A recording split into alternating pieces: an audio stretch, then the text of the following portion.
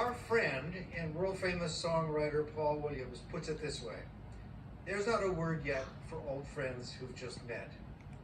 In 1973, soon after I joined Jim Henson's company, I was introduced to an enchanting woman in whose presence I instantly felt comfortable.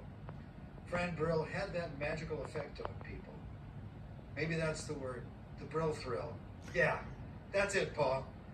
Anyway, like millions of other television viewers, I already knew Fran from her extraordinary work on Sesame Street as Prairie Dawn, a character who was both adorable and funny. Very funny.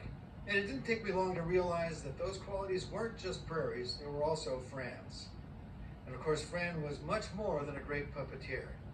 She was the first professional actor I'd ever met. She appeared in television, film, and so many commercials, and her work has always been immaculate. My friends got used to me pointing at the TV and shouting, "Look, it's Fran Brill! I know her!" So let's check out some of what Fran has accomplished and hear from others who know her. Hello everyone, boys and girls. I want to welcome you and thank you for coming to see today's show. Who is Fran Brill? Frances Joan Brill. She's an actress, first and foremost. Really nice to meet you. Nice to meet you. She's a consummate professional. The first female puppeteer to ever be on Sesame Street and with the Muppets. She was the first female to play females. Welcome to Sesame Street. She is a Muppet legend, stage, screen, television. Fran Brill can do it all. Fran is just amazing. Amazing. I was an unemployed actress, just like everybody else, and I saw an ad in Backstage that Jim Henson was looking to hire puppeteers. So I thought it would be fun and a steady paycheck, so I said yes. And that's how I fell, really, into being the first female puppeteer on Sesame Street. Hi everybody. What you been doing? Fran Brill was the voice of Little Bird for many years, and now does other female characters on the show. The world's favorite 6-year-old entertainer, Miss Prairie Dawn. Prairie Dawn was supposed to be this just quintessential little girl. Well, I go to school, and I play the piano. And Fran turned her into so much more than that. Can we get this right or we're going to be here all day? The producers of Sesame Street called me up and they said, we really want you to come up with a character that will be similar to Elmo, meaning that she would also be 3 years old. No, don't joke me. The head writer said, well, why don't we name her Franny? And I said, well, you know, I really don't want a puppet named after me. But I thought of the J.D. Salinger book, Franny and Zoe. So that's how Zoe became Zoe. Everybody liked that name. No, well, you can have all different kinds of friends, including rocks. The fact that she adores Rocco and puts so much intention and focus in her make-believe. Like when she makes believe hard. Yeah, Rocco says hello. Emma didn't hear anything. Well, that's because you don't speak rock. Prairie Dawn was her. Zoe was her. All of the anything Muppets she played that were hilarious. One-offs. I mean, she had such a roster of different characters she could play. Oh, how fabulous. I mean, everyone that came afterwards owes her a great debt of gratitude. She showed us all how to do it. She showed us it was possible to do it. She laid the path and said, here, you can do it too. Fran created characters that will live forever. She's a wonderful gift to us all. I love you, Big Bird. I love you, Zoe. You've made all the difference in the world. To me, specifically, and to all of the women who have followed in your footsteps. Thank you. Franny, your great character work and just being around you all those years with the Muppets made every performance with you a total joy. Thank you for all those times. And congratulations for this well-deserved honor. Love you. Hello, Miss Fran. It's your old friend, Elmo.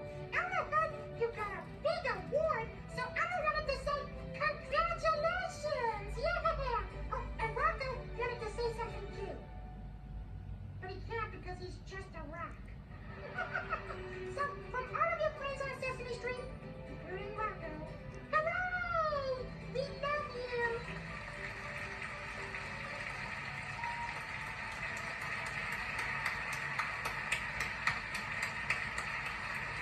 Because Fran was so accomplished and confident, I always just assumed that she was older than I.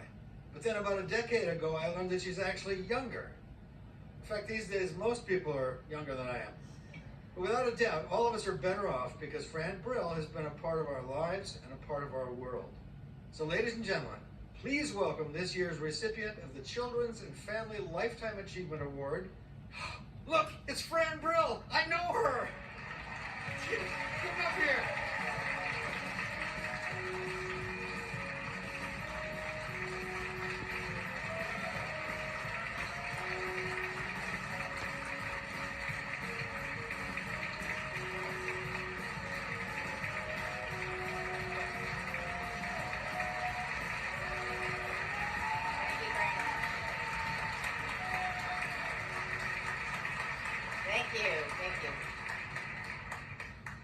Thank you so much.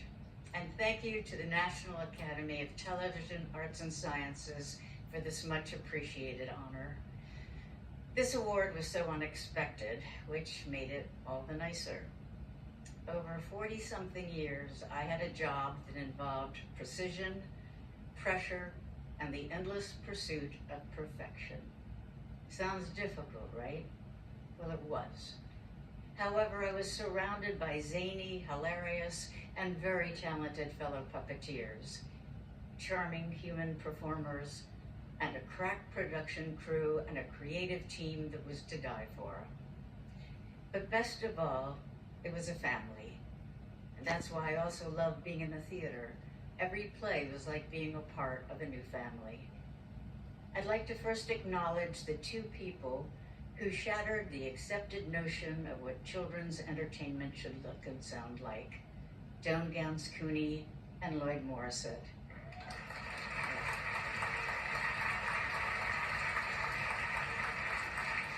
The team they put together for that first show, which aired on November 10th, 1969, included John Stone, writer, director, and producer, Joe Raposa, composer and lyricist, Jeff Moss, composer and writer, and of course, Jim Henson, who brought the puppets.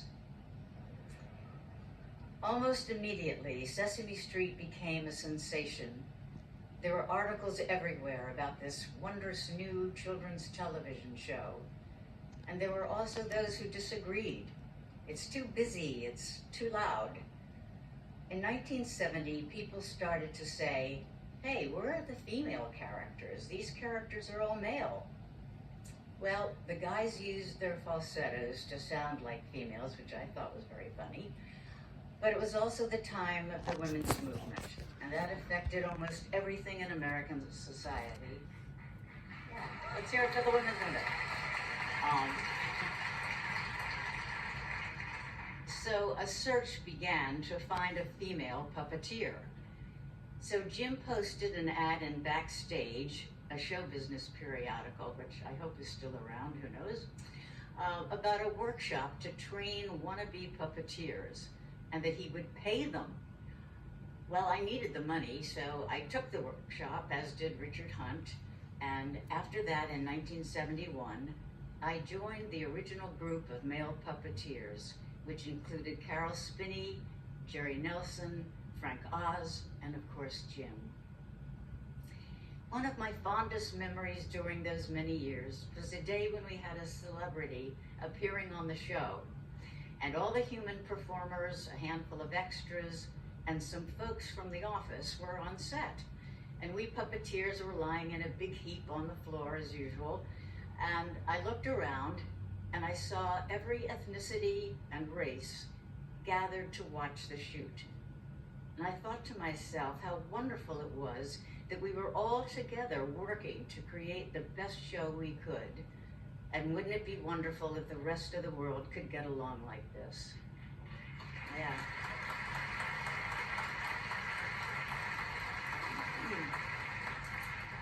Well, this job changed my life. For the first time, I could afford my own apartment. And for the next 40-some years, I was part of the most wonderful, fantastical family you could imagine on the longest street in the world.